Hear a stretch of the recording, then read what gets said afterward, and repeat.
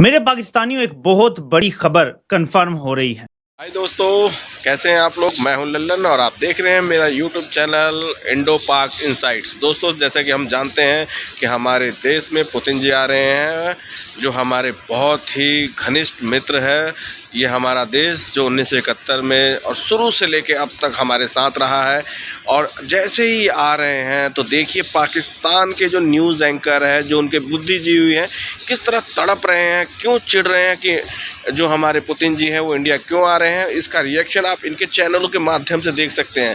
आपको इस वीडियो के अंदर दिखाई देगा कितना चिढ़ रहे हैं। रूस के राष्ट्रपति व्लादिमीर पुतिन भारत आ रहे हैं। 2 दिन की यात्रा है उनकी, और बात है व्लादिमीर पुतिन के भारत पहुंचने से ठीक पहले रूस की संसद में एक बहुत बड़ा ऐलान हुआ है। अमेरिका के खबरदार करने के बावजूद भारत रूस रशिया का नेक्सस है और ये पाकिस्तान के खिलाफ जरूर साजिश करेंगे। इसके तहत भारत और रूस की सेनाएं अब एक दूसरे के सैन्य बेस, बंदरगाहों, एयरफील्ड्स और सप्लाई पॉइंट्स का इस्तेमाल कर सकेंगी। लेकिन पुतिन का आना इंडियंस और जो यूरोपियंस हैं वो तो इसको बहुत बुरा मना रहे हैं।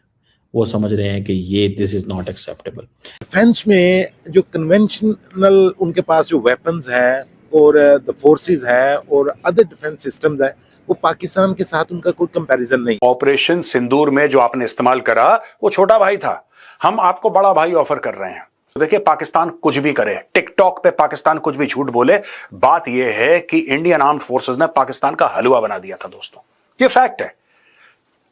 प्रॉब्लम यह है कि हम लोग, देखिए, पढ़ाई के लेवल, एजुकेशन लेवल में बहुत फर्क है भारत और पाकिस्तान का, आप जानते हैं। हमारे पास इंडियन इंस्टीट्यूट ऑफ टेक्नोलॉजी है, उनके पास अल-कायदा इंस्टीट्यूट ऑफ जिहाद है, पता नहीं क्या क्या है पाकिस्तान में। एग्रीमेंट है, ये पैक्ट है, इसके तहत दोनों ही देश की मिलिट्री आपस में जो बेसिस हैं और जो भी सारा कुछ है वो एक दूसरे का एक्सेस कर पाएंगे, जो कि बहुत बड़ा एक इम्पैक्ट क्रिएट होता है। Reciprocal exchange of logistical support, ये एग्रीमेंट के तहत रशियन ट्रूप्स भारत के अंदर डिप्लॉय किए जा सकते हैं। रशियन वॉरशिप्स भारत के डॉकयार्ड्स में डॉक कर सकते हैं। पाकिस्तान में लोगों की हालत खराब से खराब होती चली जा रही है। पाकिस्तान में इस वक्त जो है वो, चाहे आप कह लीजिए कि चाहे एजुकेशन सेक्टर हो, चाहे बाकी सेक्टर्स हो, सबके सब बुरी तरीके से मुतासिर हैं और एक तरह से डैमेज होते चले जा रहे हैं। पाकिस्तान में ना तो लोगों के पास जॉब है, ना लोगों के पास खाने को है, और इसके अलावा जो पॉपुलेशन है वो खौफनाक तरीके से बढ़ती चली जा रही है, लेकिन किसी को कोई परवाह नहीं है। ये लोग सिर्फ ये बात करते रहते हैं, कभी कहेंगे भारत हमला करने वाला है, तो कभी कहेंगे अफगानिस्तान की तरफ से अटैक्स चल रहे हैं। लेकिन पाकिस्तान में जो लोग मौजूद हैं वो क्या कर रहे हैं? एजुकेशन सेक्टर बुरी तरीके से खराब हो चुका है, डैमेज हो चुका है। वहां से जो लोग निकल रहे हैं उनके दिमागों में भी सिर्फ यही रहता है कि कहीं ना कहीं जाके वो जिहाद शुरू कर दें, या फिर वो आपको कहीं ना कहीं रिलीजन पढ़ाते हुए दिखाई देते हैं। दूसरी तरफ लोगों के पास जॉब्स नहीं है, लोगों के पास खाने को नहीं है, महंगाई जो है वो बढ़ती चली जा रही है, लोगों के पास अपना खर्चा चलाने के लिए पैसा नहीं है। और ऐसे में जो एक खौफनाक चीज, इंडिया हमारा अच्छा दोस्त है, तेल खरीद रहा है, धड़ाधड़ तेल खरीद रहा है, और जब तेल खरीद रहा है और हमें मुश्किल में डाला हुआ है। इस तेल खरीदने की वजह से रशिया जो है वो अमीर है। इस तेल खरीदने की वजह से रशिया अमीर है। तो ये क्यों ऐसे इन्होंने ये करते हैं? तो दैट इज़ वन थिंग जिसको मैं व्हाट आई सी। अब दूसरी बात ये है कि उन्होंने एक लंबी चौड़ी जो है ना वो एक की है, एक पोजीशन क्रिएट की है, ठीक है जी।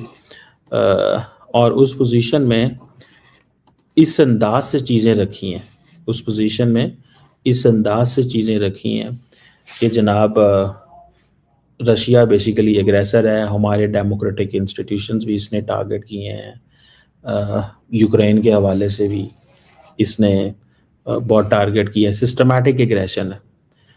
ये बेसिकली जो यूरोपियन एम्बेसडर्स हैं उसके लेटर में मैं बता रहा हूँ। और रशिया का जो ग्लोबल बिहेवियर है वो ख़तरा है अमन एंड सिक्योरिटी के लिए। और नरेंद्र मोदी जो है उनको ऐसे नहीं करना चाहिए, इनको नहीं बुलाना चाहिए था। ठीक है, आप पहले उनसे तेल ले रहे हो, सारा कुछ कर रहे हो, but this is not acceptable. ये चीज़ एक्सेप्टेबल नहीं है। That is something. अब ये जो ओपेड है, अगर टेक्निकली स्पीकिंग देखा जाए,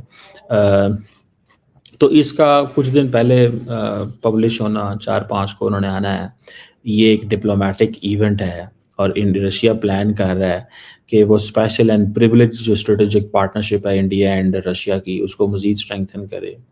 और फोकस किसके ऊपर होगा? डिफेंस के ऊपर, ऑयल के ऊपर, वेपन्स के ऊपर, एक ब्रॉडर कोऑपरेशन जो होता है उसके हवाले से। और ये जो बैकग्राउंड है, ठीक है जी, ये जो ओपर्ड है, इसकी वजह से यूरोपियन जो पावर्स हैं वो अपना बेसिकली डिस्प्लेयर शो कर रहे हैं कि यार ये क्या इन्होंने किया, ये क्यों इस तरह किया। तो ये एक बेसिकली, अब इंडियंस क्या कहते हैं? इंडियंस कहते हैं इन्होंने हमारी इंसल्ट कर दी है कि कहीं किसी को खाने को दे देंगे, किसी को कुछ पैसा दे देंगे, किसी को जॉब प्रोवाइड करने की बात हो जाती है। तो ये चीजें जो हैं ये पाकिस्तान में बढ़ती चली जा रही हैं और इसकी वजह से यकीनन ये जो टेरर ग्रुप हैं या फिर जो इंतहा पसंद एक्सट्रीमिस्ट हैं उनका फायदा हो रहा है। और इस तरफ ना तो हुकूमत देख रही है और ना ही आम लोग जो है वो उस तरफ कोई खास तवज्जो दे रहे हैं। बात इनकी तब समझ में आएगी जब हर चीज हाथों से निकल चुकी होगी, यानी वो बच्चे जो अपने घरों से निकलते हैं और उसके बाद आप देखिए कि हर बच्चे के पास मोबाइल है, हर बच्चे के पास जो है वो अच्छे कपड़े, और ये ख्वाहिश तो सभी की होती है, लेकिन उनके माँ बाप उन्हें नहीं दे पा रहे, या वो खुद भी अगर काम करते हैं तो वो नहीं ये चीजें अपने लिए ले पा रहे, और साथ ही साथ लोगों को जॉब्स भी नहीं मिल रही। ऐसे में ये दो दूसरे ग्रुप होते हैं जिसमें कि टेरर ग्रुप वाले हैं या फिर एक्सट्रीमिस्ट ग्रुप वाले हैं, ये बहुत एक्टिव हो जाते हैं। ये ऐसे लोगों को, ऐसे बच्चों को, ऐसे यंगस्टर्स को अपनी तरफ बुलाते हैं और उनको फिर अपने हिसाब से चलाते हैं और अपने हिसाब से उनको कुछ पैसा वैसा देकर और अपने ग्रुप में शामिल करते चले जाते हैं। इस तरफ देखने की बहुत सख्त जरूरत है और इसमें कई जगह पर आपको मिडिल एज औरतें या लेडीज जो हैं वो भी दिखाई देंगी जो बड़ी मजहबी बातें करती हैं, जो आपको सोशल मीडिया पे भी बड़ा मजहब के बारे में लेक्चर देती सुनाई देती हैं। और इसी तरीके के जो है मर्द या फिर जेंट्स जो है वो भी आदमी लोग जो है वो भी आपको दिखाई देंगे, जो आपको सोशल मीडिया पर और हर जगह पर जगह पे। देखिए, ट्रम्प के बिहेवियर की वजह से एक बात तो ठीक हो गई है कि भारत और रशिया का relationship is more dependable for India.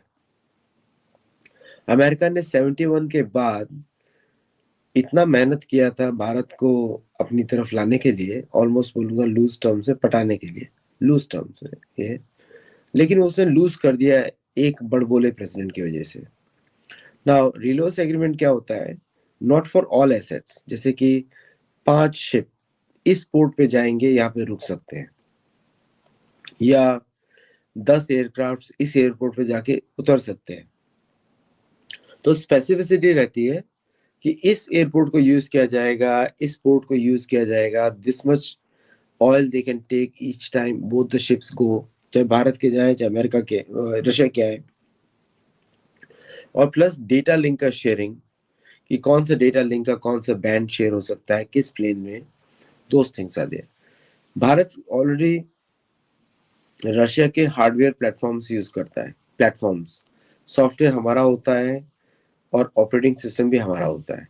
But this is a big thing Russia offers to India which no other country offers, including France, including US, और कोई भी अदर कंट्री ऑफर नहीं करता है।